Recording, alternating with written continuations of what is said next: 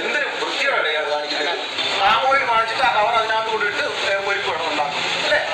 മനുഷ്യർ കഴിക്കുന്ന ഭക്ഷണത്തിൽ വിഷം കലർത്തുന്ന പ്രവൃത്തി എന്ന് പറയേണ്ടി വരും. കാര്യം കൊല്ലം നഗരത്തിൽ പ്രവർത്തിക്കുന്ന ഒരു സ്ഥാപനമാണ്. ഈ എണ്ണ പലഹാരങ്ങൾ വിൽക്കുന്ന ഒരു സ്ഥാപനമാണ്. കോർപ്പറേഷന്റെ ആരോഗ്യ വിഭാഗം ഉദ്യോഗസ്ഥരെത്തി ആ സ്ഥാപനം പൂട്ടിയിട്ടുണ്ട്. എന്താ നമ്മളിവിടെ കണ്ടെത്തിയത്?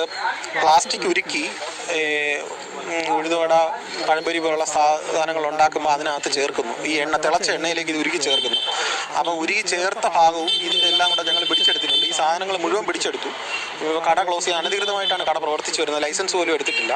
കട പൂട്ടി ക്ലോസ് ചെയ്തു. ഇനി നടപടിയായിട്ട് മുമ്പോട്ട് പോകും. ക്യാൻസർ ഉണ്ടാവും ഇത്. കാരണം നമുക്ക് ഭക്ഷണത്തിനകത്ത് എണ്ണയ്ക്കകത്ത് പ്ലാസ്റ്റിക് ഉരുക്കി ചേർക്കുക എന്ന് പറഞ്ഞാൽ ഞെട്ടിപ്പിക്കുന്ന കാര്യമല്ല. ഇത് ഒന്നും അറിഞ്ഞുകൂടാത്ത കുഞ്ഞുങ്ങൾ വരെ കഴിക്കുന്നതാണ്. മാത്രമല്ല ഇവിടുന്ന് അറിയാൻ കഴിഞ്ഞത് റെയിൽവേ സ്റ്റേഷനിലേക്കൊക്കെ പോകുന്നു എന്നുള്ളതാണ് അറിയാൻ കഴിഞ്ഞത്. നാട്ടുകാരാണോ പാചകക്കാർ, അത് പുറത്തുനിന്നുള്ള ആൾക്കാരായിരുന്നു? ഇത് അന്യസംസ്ഥാന തൊഴിലാളികൾ, അവർക്ക് ഹെൽത്ത് കാർഡ് പോലും ഇല്ലായിരുന്നു. അപ്പോൾ അതും ഇപ്പം ശ്രദ്ധയിൽപ്പെട്ടതിനെ തുടർന്ന് അവരുടെ